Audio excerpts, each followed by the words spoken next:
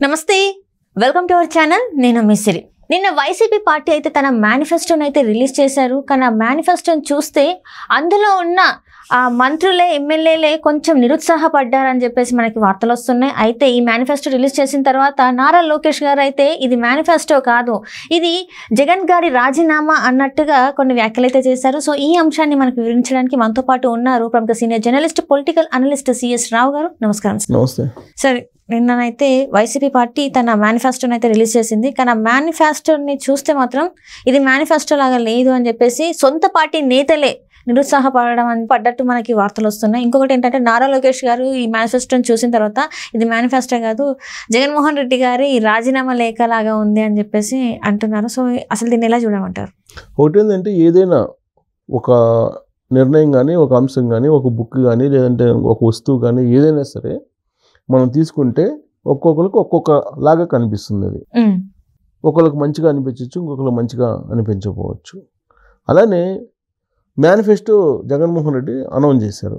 Announce చేసినటువంటి manifesto మీద రకరకాల అభిప్రాయాలను వ్యక్తం చేశారు లీడర్లు. సొంత పార్టీ లీడర్లు అనౌన్స్ చేశారు, అలాగే విపక్షాలకు సంబంధించినటువంటి లీడర్లు కూడా అభిప్రాయాన్ని వ్యక్తం చేశారు. సొంత పార్టీ లీడర్లు ఇష్టం ఉన్నా లేకపోయినా అద్భుతం అంటారు, సహజం అది రాజకీయ పార్టీల్లో. అలాగే అది అద్భుతంగా ఉన్నా కానీ విపక్షాలు దాన్ని విమర్శిస్తూ ఉంటారు, అది బాగలేదని, లేదంటే ఇవి అమలు కానిటువంటి పథకాలను, అమలు కానిటువంటి హామీలను విపక్షాలు విమర్శిస్తూ ఉంటాయి. ఇది కామన్ ఇది.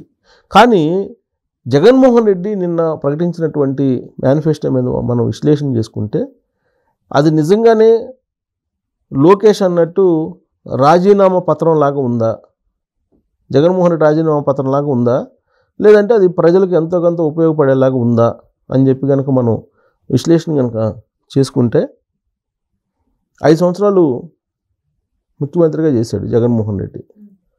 నెక్స్ట్ 5 ఇయర్స్కి ఆయన ఏం చేయబోతున్నాడు అని చెప్పే దాంట్లో తడబడ్డారేమో అనిపిస్తుంది ఆ మేనిఫెస్టోని చూస్తే. ఎందుకనంటే ఇప్పుడు ఇస్తున్నటువంటి నవరత్నాలు ఏవైతే ఉన్నాయో ఆ నవరత్నాలు నేను కంటిన్యూ చేస్తాను, నవరత్నాలు 2.0 అన్నారు ఆయన. ఆ నవరత్నాలు 2.0 ఏంటి? అమ్మఒడి 15,000 ఇస్తున్నారు, దాన్ని 17 చేస్తాను, అంటే 2,000 పెంచిస్తాను. అలాగే పెన్షన్, సామాజిక పెన్షన్లు 3,000 ఇస్తున్నాను, 3,500 ఇస్తాను. ఎలా ఇస్తాను? విడతల వారీగా ఇస్తాను. గతంలో కూడా ఇదే చెప్పారు. గతంలో కూడా 2,000 నుంచి 3,000 ఇస్తానని చెప్పారు. ఆ 2,000 నుంచి 3,000 అయ్యేటప్పటికి 5 సంవత్సరాలు పట్టింది. ఇప్పుడు ఆయన 500 పెంచిస్తానంటున్నాడు. ఈ 500 కూడా 5 సంవత్సరాల్లో పెంచిస్తానంటున్నాడు. అంటే 2 విడత, అంటే ఇప్పుడు ఇవ్వడు. 2028కి ఒక 250, 2029కి ఇంకో 250. అంటే ఇప్పుడు చంద్రబాబు నాయుడు ప్రకటించినటువంటి సామాజిక పెన్షన్స్కి, జగన్మోహన్ రెడ్డి ప్రకటించినటువంటి సామాజిక పెన్షన్స్కి మధ్య వ్యత్యాసం చూసుకుంటే ఒక్కొక్కళ్ళు 60,000 రూపాయలు నష్టపోవాల్సి వస్తుంది. జగన్మోహన్ రెడ్డి ప్రకటించినటువంటి పెన్షన్లకు కనుక ఆమోద ముద్ర వేస్తే, చంద్రబాబు నాయుడు 4,000 ప్రకటించేశారు. ఎప్పటి నుంచి? జూన్ 4న రిజల్ట్ వస్తాయి, జూలై నుంచి నేను 4,000 ఇస్తానంటున్నాడు. ఈయనేమంటున్నాడు? 2028లో నేను 3,250 ఇస్తాను, 2029 నాటికి 3,000 ఇస్తానని చెప్పి చెబుతున్నారు. అంతే కదా? 3,500 ఇస్తా అని చెప్తున్నారు. 3,500 ఇస్తానని చెప్తున్నారు. అంటే విడతల 2 విడతలుగా నేను పెంచుతానన్నా. ఇప్పుడు పెంచను, 2 విడతలుగా 2.5 సంవత్సరం, 2.5 సంవత్సరం అలా 2 విడతలుగా పెంచుతానని చెప్తున్నారు.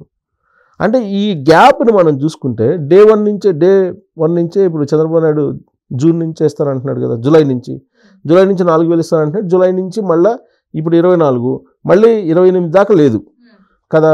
ఈ మొత్తం కలుపుకుంటే లెక్కేసుకుంటే కనుక డిఫరెన్స్ ఒక్కొక్కరికి 60,000 రూపాయలు సుమారుగా తేడా వస్తుంది. అంటే చంద్రబాబు నాయుడు చెప్పిన మాట వింటే 60,000 లబ్ధి పొందుతారు 5 సంవత్సరాల్లో. జగన్మోహన్ రెడ్డి మాట వింటే 60,000 రూపాయలు నష్టపోతారు. ఇదొకటి ప్రధానమైనటువంటి అంశం అది. ఇక ఆయన ఇప్పటికే నవరత్నాలు అని చెప్తూ మిగతా అభివృద్ధిని అంతటినీ మర్చిపోయాడు ఆయన. టోటల్ అభివృద్ధి గురించి మర్చిపోయాడు. అసలు ఎక్కడ కూడా మెన్షన్ చేయాలి. రోడ్డుకు సంబంధించినటువంటిది కానీ, లేదంటే అతను రాబోయే రోజుల్లో ఏం చేస్తారు, ఏ వర్గానికి ఏం చేస్తారు అనేది ఎక్కడా కూడా మెన్షన్ చేయలే. ఓన్లీ నవరత్నాలు 2.0 అన్నాడు ఆయన, అంతే, అంతకు మించి ఏమనలేదు. ప్లస్ ఇంకోటి ఏంటంటే 3 రాజధానులు అని అన్నాడు. 3 రాజధానులు అని ఏ విధంగా అంటాడు? కంటెంప్ట్ ఆఫ్ కోర్టు కదా, ఆల్రెడీ సుప్రీంకోర్టులో ఉంది కదా, సుప్రీంకోర్టులో పెండింగ్ ఉంది కేసు. అమరావతి రాజధాని ఉండాలి అని చెప్పి హైకోర్టు నిర్ణయించింది, ఆంధ్రప్రదేశ్ హైకోర్టు నిర్ణయిస్తే 3 రాజధానులు చల్లవు అని చెప్తే 3 రాజధానులు చల్లవు అని చెప్పకముందే ఈయన 3 రాజధానుల బిల్లుని వెనక్కి తీసుకుంటున్నట్టు హైకోర్టులో సబ్మిట్ చేశారు. సబ్మిట్ చేసిన తర్వాత హైకోర్టు ఏం తీర్పిచ్చింది? సిఆర్డీఏ తోటి నువ్వు ఏ విధంగా అయితే ఒప్పందాలు కుదుర్చుకున్నావో ఆ రోజున రైతులతోటి, ఆ రైతులకి ఆ విధంగానే డెవలప్ చేసేసి వాళ్ళకి లబ్ధి చేకూర్చాలి, వాళ్ళకి ఇవ్వాలి అని చెప్పింది. ప్లస్ టైం బౌండ్ కూడా పెట్టింది. దాన్ని సవాల్ చేస్తూ ఆంధ్రప్రదేశ్ హైకోర్టు ఇచ్చినటువంటి తీర్పును సవాల్ చేస్తూ సుప్రీంకోర్టుకి జగన్మోహన్ రెడ్డి ప్రభుత్వం పిటిషన్ వేసింది. ఆ పిటిషన్ మీద విచారణ జరుగుతున్నటువంటి సమయంలో నువ్వు అమరావతి రాజధాని ఉండాలని చెప్పేసి హైకోర్టు చెప్పిన దాన్ని, సుప్రీంకోర్టులో సవాల్ చేసిన దాన్ని కోర్టులో ఉండగా నేను 3 రాజధానులు అని చెప్పి నువ్వు ఎలా చెప్తావు? వైజాగ్ నుంచి నేను పరిపాలన చేస్తానని చెప్పాడు కదా. అవును సార్. తర్వాత అమరావతి శాసన రాజధానిగా ఉంటుంది, కర్నూలు జ్యుడిషియల్ రాజధానిగా ఉంటుందని చెప్పి నిన్న అనౌన్స్ చేశారు కదా. అంటే కంటెంప్ట్ ఆఫ్ కోర్టు కదా, న్యాయస్థానాలన్నా న్యాయ వ్యవస్థ అన్నా నమ్మకం లేనట్టే కదా జగన్మోహన్ రెడ్డికి. అమరావతి రాజధాని ఉంటుంది, అమరావతిలోనే రాజధాని ఉండాలి, నేను అక్కడ తాడేపల్లిలో ఇల్లు కట్టుకున్నానని చెప్పి ఆయన అసెంబ్లీలో చెప్పి 2019 ఎన్నికలకు ముందు అసెంబ్లీలో, ఆ తర్వాత అధికారంలోకి వచ్చిన తర్వాత అమరావతి రాజధానిని విచ్ఛిన్నం చేసేసి 3 రాజధానులు అని చెప్పి పెట్టడమే పెద్ద తప్పుగా ఆంధ్రప్రదేశ్ ప్రజలు భావిస్తుంటే, కోర్టులు కూడా భావిస్తే, కోర్టులని ధిక్కరిస్తూ కోర్టు తీర్పుని కూడా కాదని నువ్వు 3 రాజధానులు ఎట్లా ప్రకటిస్తావు మేనిఫెస్టోలో? ఇది కంటెంప్ట్ ఆఫ్ కోర్టు కింద రాదా? ఒక ముఖ్యమంత్రి అయ్యుండి అది ఏ విధంగా ప్రకటిస్తారు? అంటే జగన్మోహన్ రెడ్డికి ఒక వ్యూ అంటూ లేదు. అన్ని పార్టీల్లో అమరావతి రాజధాని అని అంటుంటే ఈయన మాత్రం 3 రాజధానులు అంటున్నారు. ఒక రాజధానికే దిక్కు లేదు అని అంటుంటే 3 రాజధానులు అని చెప్పి జగన్మోహన్ రెడ్డి అంటాడు. సో ఇది మేనిఫెస్టోలో పెట్టారు. ఇవి చూసిన తర్వాత ఇది రాజీనామా పత్రం అన్నట్టుగానే లోకేష్ అన్నట్టుగానే ఉంది. అది రాజీనామా పత్రం లాగా లేకపోతే ఏ విధంగా నేను రాయలసీమని డెవలప్ చేస్తాను, ఏ విధంగా కోస్తా ఆంధ్రాని డెవలప్ చేస్తాను, ఏ విధంగా ఉత్తరాంధ్రాని డెవలప్ చేస్తాను అనేది నీ దగ్గర బ్లూ ప్రింట్ అనేది ఒకటి ఉండాలి కదా మేనిఫెస్టోలో. ఇదిగో ఈ వనరులు ఉన్నాయి ఉత్తరాంధ్రలో, రాయలసీమలో ఈ వనరులు ఉన్నాయి, ఆంధ్రలో ఈ వనరులు ఉన్నాయి, మన దృక్కోణం ఇలా ఉంది. ఇప్పుడు నాకు అధికారం ఇస్తే 2029 నాటికి నేను ఆంధ్రప్రదేశ్ని ఇదిగో ఈ విధంగా నేను మీ ముందు ఉంచుతానని చెప్పి ఒక ఆవిష్కరణ చేయాలి కదా మేనిఫెస్టోలో. ఎక్కడ చేశాడు ఆయన? చేయకపోగా మళ్ళా ప్రాంతీయ తత్వాన్ని లేపేలా ఆ మేనిఫెస్టోని తయారు చేశాడు. ఇది కోర్టు ధిక్కరణ కింద వస్తుంది ఒకటి. ప్లస్ ఆ మేనిఫెస్టోని చూస్తే నవరత్నాలు 2.0 అసలు సంక్షేమ పథకాలు అనేవి ఆద్యం పోసింది ఎన్టీ రామారావు. ఆ తర్వాత వాటిని కంటిన్యూ చేసుకుంటూ వచ్చారు మిగతా వాళ్ళు. ఈయన నగదు బదిలీ చేస్తున్నాడు అంతే, అంతకుమించి ఈయన సంక్షేమ పథకాలను క్రియేట్ చేయలేదు జగన్మోహన్ రెడ్డి. ఇప్పుడు సూపర్ 6లు ప్రకటించాడు చంద్రబాబు నాయుడు. ఆ సూపర్ 6ల పథకం సంబంధించి వాటిని అమలు చేయడానికి ఎక్కడి నుంచి ఎలా డబ్బులు వస్తాయో కూడా చెప్తున్నాడు ఆయన. ఇవి కాకుండా ఆంధ్రప్రదేశ్ని ఏ విధంగా డెవలప్ చేస్తానని చెప్పి చెబుతున్నాడు. అమరావతి రాజధాని నేను నిర్మిస్తాను, ఆగిపోయింది, దాన్ని నిర్మించాలని చెప్తున్నారు. విశాఖలో ఏం చేయాలని చెప్తున్నారు, రాయలసీమలో ఏం చేయాలని చెప్తున్నారు.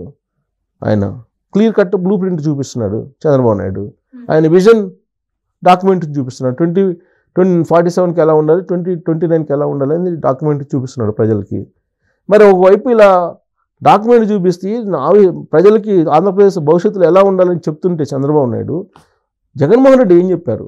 నవరత్నాలు 2.0 అంటూ నేను బటన్ నొక్కుతాను, అంతకుమించి నేనేం చేయను చెప్పినట్టుంది.